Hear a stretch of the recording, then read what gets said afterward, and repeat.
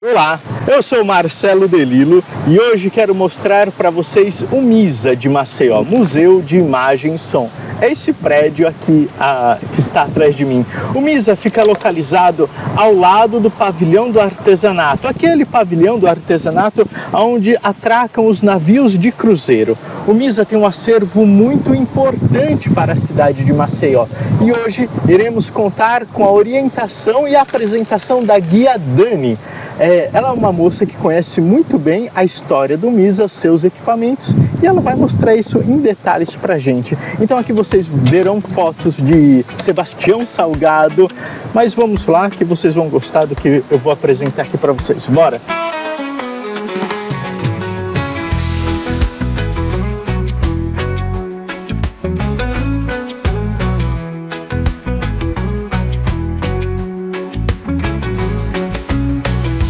Como eu havia comentado, aqui no MISA tem um vasto acervo de equipamentos antigos, né? Porque ele mostra a história, a evolução da comunicação. Acho que essa é uma das características principais do MISA. E aqui é interessante, como vocês podem ver aqui, ó, um telefone muito antigo, a manivela ainda. É importante não tocar nos objetos. Beleza? Telefone de discagem, daquele de disquinho, né? Como vocês podem ver aqui. E é interessante esse recurso aqui, ó, que é um cadeado. Deixa eu mostrar aqui. Um cadeado para bloquear ligações, que era o jeito de assegurar que ninguém ia ficar usando aquele telefone em horário indevido. Também o modo como os pais utilizavam para controlar a ligação dos filhos em casa, né? Então colocava um cadeado desse para bloquear a ligação ou bloquear que ligassem, né? E agora quero mostrar aqui um pouco quando você chega no museu, você é acolhido por essa informação aqui. Então fotos de Sebastião Salgado, textos que tem por aí espalhado de José Saramago, versos de Chico Buarque. E eu quero mostrar o que eu achei interessante aqui do Sebastião Salgado. Algumas fotos dele. Esse é um trabalhador da Bahia. Interessante, né? Aí, quem conhece a fotografia do Sebastião Salgado já reconhece de cara, né? Aqui é a foto do registro dos mortos de Eldorado dos Carajás, no Pará. E aqui é um contraste bem interessante que vocês podem ver, uma família em Santa Catarina de assentados. E essa daqui é uma família abandonando o campo no Ceará. E é cada um levando seus pertences, suas coisas. E eu achei interessante e intrigante essa menina. Tudo que ela tinha cabia dentro de uma lata. Interessante, né? Abandonando a vida, levando tudo que podia na cabeça. E o que aquela menina tinha cabia dentro de uma lata. Mas aí são as fotos do Sebastião Salgado, com a sua expressividade, com o seu sentimento, que ele consegue extrair de maneira muito bacana, muito inteligente na fotografia. Vale muito a pena conhecer. Olha essa foto aqui, que é na Serra Pelada. Acredito que é um conflito que está tendo, né? Ninguém ia segurar o cano de uma arma à toa, mas olha só, o rapaz segurando o cano da arma. Trouxe vocês aqui nesse espaço para mostrar algumas fotografias e contar também um pouco, aproveitar para contar um pouco da história, né, do histórico desse prédio. Ele, a princípio, foi construído em 1869 para abrigar o consulado provincial aqui em Alagoas, mas aí ele nunca funcionou com nenhum tipo de atividade diplomática. Ele funcionava como uma espécie de alfândega que tinha esse intuito exatamente de fiscalizar as mercadorias que estavam chegando aqui no porto, como também que estavam sendo exportadas. E outra curiosidade também é que aqui esse bairro do Jaraguá é um bairro histórico, tinha muitos armazéns esses que eram responsáveis por resguardar muitas dessas mercadorias que estavam ou que iriam ser exportadas ou que estavam chegando. Essa parte aqui a gente dedica em homenagem ao Freitas Neto, que foi advogado, jornalista. Ele tinha uma figura assim, ele era uma figura política muito atuante e participativa, chegando a ser presidente do Sindicato dos Jornalistas aqui em Alagoas. E aí ele lutou muito, né, pelos direitos de liberdade de expressão, principalmente no período ditatorial aqui no Brasil. E aí, infelizmente, ele faleceu num acidente de avião. E aí, após isso, os filhos doou pra gente parte do acervo pessoal dele, que é esse que vocês estão vendo. E aí a gente tem algumas fotografias da trajetória política dele, temos objetos pessoais aqui, como algumas roupas e tudo mais. Após o falecimento dele em 2014, a gente recebeu parte do acervo pessoal dele aqui, que inclusive, se vocês observarem, remetem muito para o campo do direito, porque era assim a paixão da vida dele mesmo. E, enfim, a gente, inclusive, esses livros que estão aqui, muitas pessoas utilizam para estudar também. Então, enfim, a gente não loca os livros para poder levar para casa, mas para quem tem interesse, quer ler alguma coisa, é só vir aqui, a gente separa um lugarzinho para vocês ficarem à vontade e tudo certo. Enfim, e como doação também, nós temos parte aqui dos equipamentos pessoais de trabalho do Valmir, que foram doações também. Alguns objetos de trabalho, como filmadora, câmera, gravador e tudo mais. E aqui nós temos abridor de cartas, algumas honrarias, títulos, óculos.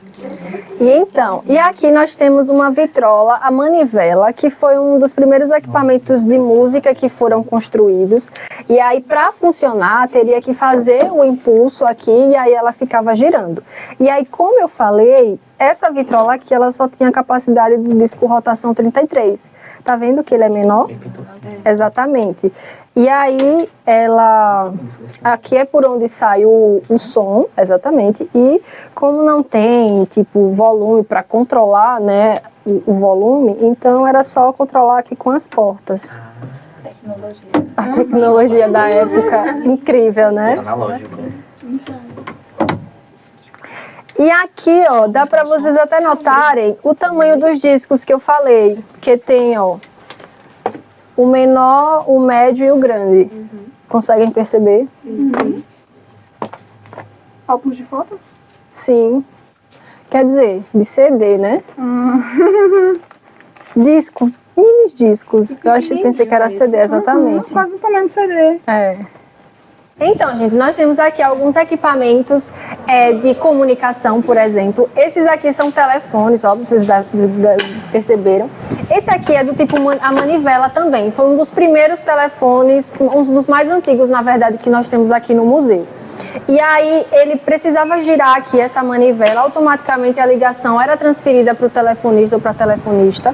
E aí você poderia falar o código da linha telefônica que você queria se comunicar, ou como também o nome da pessoa com quem queria falar, né? O responsável da linha, e a pessoa transferiria a ligação.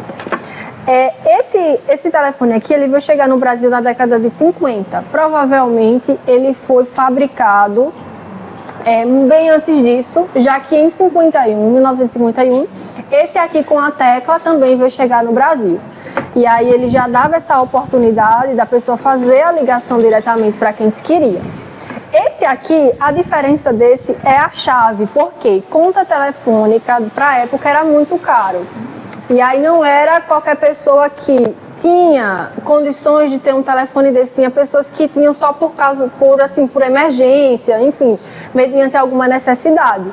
Então, tiveram a brilhante ideia de colocar uma chave aqui, um cadeado, e aí só poderia utilizar o telefone quem tivesse essa chave. Então, trouxe vocês aqui para contar um pouco da história, da trajetória do Raimundo Campos, que também foi um alagoano. O Raimundo Campos, ele era apaixonado por música, e aí ele construiu na casa dele um estúdio, e sempre que ele tinha a oportunidade, que tinha shows aqui em Maceió, ele dava um jeito de levar muitos desses artistas que vinham fazer shows aqui para o estúdio da casa dele. E foi lá que ele reuniu todas essas pessoas, essas personalidades da música popular brasileira que vocês estão vendo, e que ele registrou também esses momentos.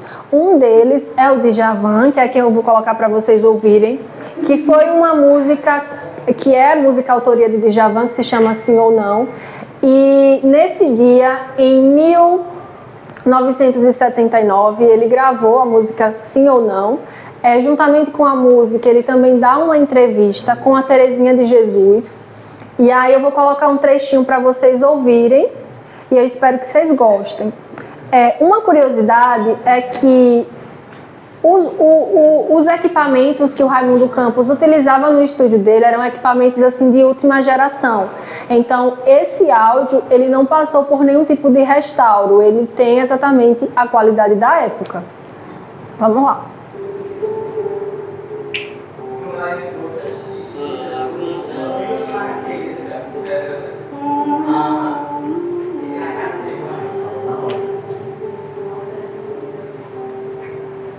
Um dia preciso ir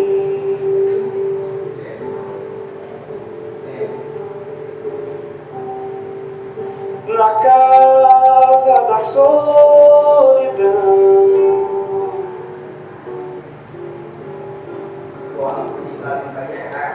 só pra saber se o que sofri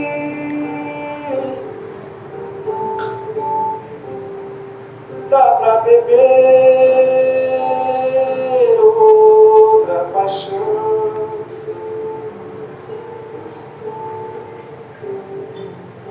Em mim o amor se fez. Então, gente, é com esse climinha que eu vou me despedir de vocês. Eu agradeço muito a visita. Fiquem à vontade se vocês quiserem permanecer aqui para visitar com mais calma alguns espaços que a gente passou. Qualquer dúvida, vocês podem me perguntar. Se eu souber, se eu puder, eu vou ajudar sim. Senão a gente descobre juntos, enfim. E é isso. Muito obrigada.